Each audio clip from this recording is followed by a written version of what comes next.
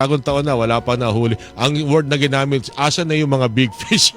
Yusek, Hindi kasi nakakasuhan at ganito yan. ikukulong. Oho. Oo. Actually, sa 4 na buwan, ang dami na nangyari. Alam natin yan, Orly. Kaya lang, ito na naman tayo Dapat bakit lagi na lang kay Pangulo sinisisi? Una, may independent commission. Ang bilis magtrabaho. Nandiyan ang ombudsman. Nandiyan ang DOJ. Once na-submit yung complaint or recommendation for filing, nasa kamay na po yan ng ombudsman. Ngayon, ang pangako ng Pangulo, maraming hindi magiging merry ang Christmas. Bilangin natin ang lahat na naaresto since then. Ilan na ang may warrant of arrest, ilan na nagtatago, ilan na nakakulong, including na natin ang yung pinakamalaki, sasabi, yung Diskaya, ba? Hindi sila pinayagan sa follow, yung request nila for follow. So, ito ay inisyal lamang na mga gawain. Tama naman ang Pangulo maraming hindi magme-Merry Christmas. Pero, hindi naman niya tinumbok agad na ito si ganyan, or si congressman ganyan, o si senator ganyan.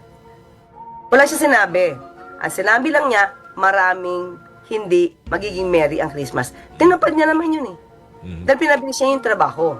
Pero kasi ang tinitignan ng mga tao, o tinitignan ng mga masyadong meticuloso, dapat si ganyan, si senator ganyan, dapat nakakulong na. Pero tandaan natin, yun ang inaabangan nila kasi, Yusek, yung mabibigat na pangalan sa Senado at sa Kamara.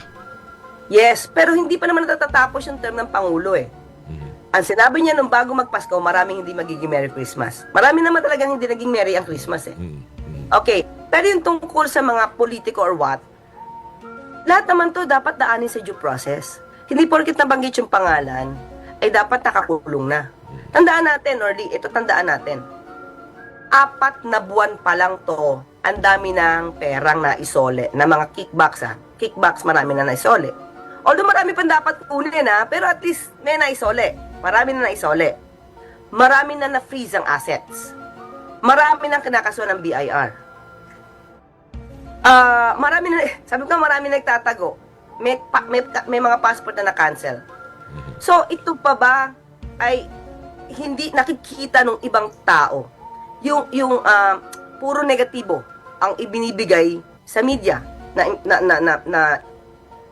impact or masyadong negatibo ang mga sinasabi sa media.